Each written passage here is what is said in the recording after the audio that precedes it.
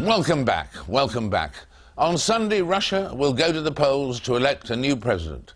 The man elected will almost certainly be the Putin-backed candidate and current Deputy Prime Minister Dmitry Medvedev.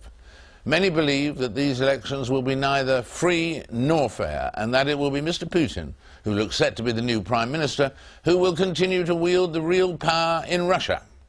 Well, I'm joined today by Vladimir Bukovsky, former Soviet dissident, former political prisoner, who was one of a number of opposition candidates who were disqualified from running in this election.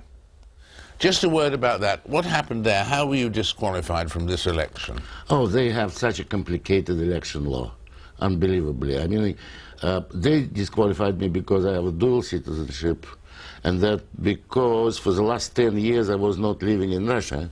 Mind you, I couldn't live in Russia last 10 years because they wouldn't give me a visa.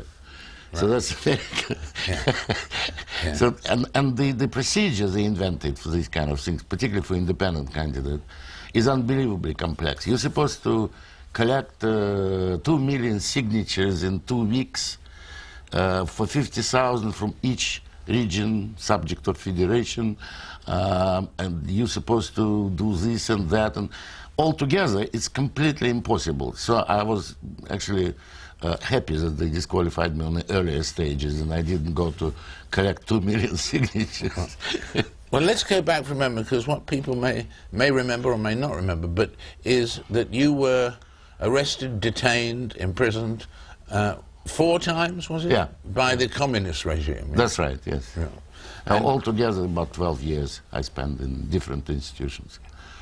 Prisons or psychiatric? Prisons, psychiatric hospitals, labor camps, altogether about 12 years. Yeah.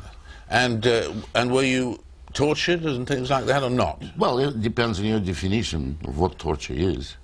But yeah, I would say so. I mean, at certain stages they would apply all kind of unpleasant methods of pressure on you, including hunger, including cold.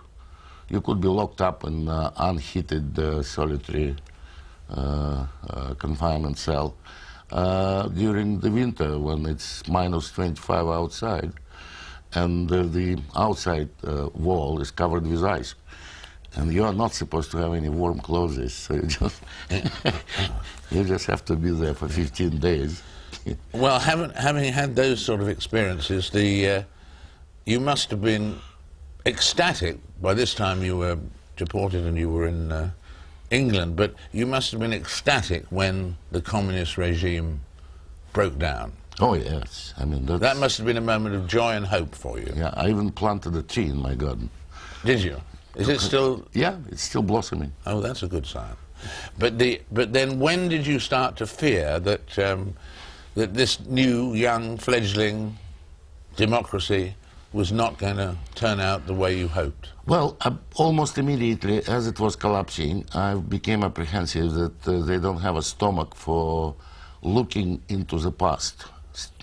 Something like a Nuremberg tribunal would have been in order. And I went to Russia 1991, before communism collapsed. And I tried to talk to the people around Yeltsin, knowing full well that it will collapse. And I've tried to persuade everyone that what we need to do is to put this regime on trial. Regime, not necessarily people involved. I mean, you don't need to imprison 18 million apparatchiks. That's not the idea. The idea was to rethink the past, to give people the chance of kind of reassessing their own place in history and what they did and how they contributed to this regime. And without that, I did not believe we would ever be progressing forward. Also, it would include some kind of lustration methods, you know, removing all nomenclature from positions of power. None of it was done. Although I've persuaded almost everyone around Yeltsin. And Mr. Putin, though, was really Mr. Yeltsin's selection, wasn't he? Yeah. Yeah, but Yeltsin at that stage was not a master of his own house. I mean, all he was looking for is someone who would guarantee him immunity from prosecution. And of course, only KGB could guarantee him immunity from prosecution. So his last 3 candidates he was looking for were all from KGB. Stepashin, Primakov, you know, all these people, they were all from KGB, because only they could guarantee him immunity.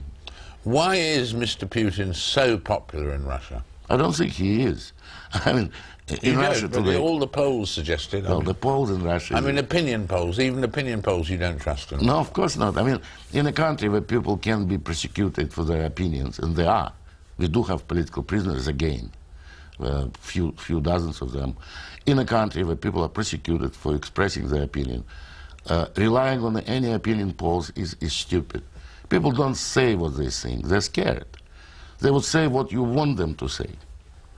But I mean, it does look as though whenever people go there and do surveys, they come away and they say, I mean, television surveys, not necessarily opinion polls, I mean, they do all come away saying this authoritarian figure is, in fact, he says he's a Democrat, but the thing is, he's so popular, this authoritarian figure, and it looks as though the Russian people don't want a free-ranging democracy, but they want strength and prosperity, which Mr. Putin gives them. Well, if you remember, Stalin would have 99.9% of approval rate.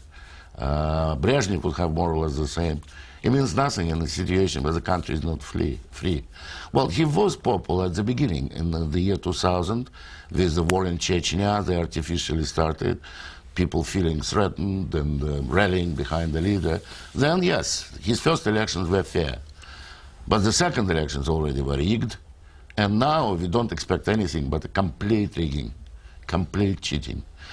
Judging by the experience of the December parliamentary elections, which were outrageous rigging, when people were threatened with losing their jobs, or students were threatened with expulsion from university, unless they go and vote for this so-called United Russia. And they had to even bring the photographs of their bulletin back to prove that they voted the way they were told to, and things like that. It was kind of a massive pressure, intimidation. The candidates of opposition were given no chance whatsoever. They were arrested, detained, beaten. Their propaganda literature was confiscated by police. Anything. I mean, they just couldn't. And they could. And what looking ahead. Everybody says Mr. Putin will retain most of the power when he's prime minister. You probably feel that too. But the thing is, what is there in the future in terms of Russia? Do you think that Mr. Putin, whether he's prime minister or then maybe becomes president again, is an aggressive person, or in fact is he only trying to defend what remains of Russia? No, I don't think it has anything to do with Russia. He personally is very petty-minded, very vengeful person with inferiority complexes. He could order to imprison a guy on internet for making a joke about him. This is kind of a guy. He's mostly concerned with his own complexes, his own ideas. He wants to be a president of a great country which threatens the whole world. And he's very proud of the fact that Russia is, again, feared in the world. The people are scared of it. So that makes him very proud. Why, if he really wants to maintain power, didn't he just change the constitution and carry on as president? Why did he stick with the current constitution? Well, I don't know. I mean, it's anybody's guess. Everyone is laughing in Russia and says, why the hell do they bother to have elections? It's not elections anyway. So why don't you just proclaim yourself a president for life and forget it?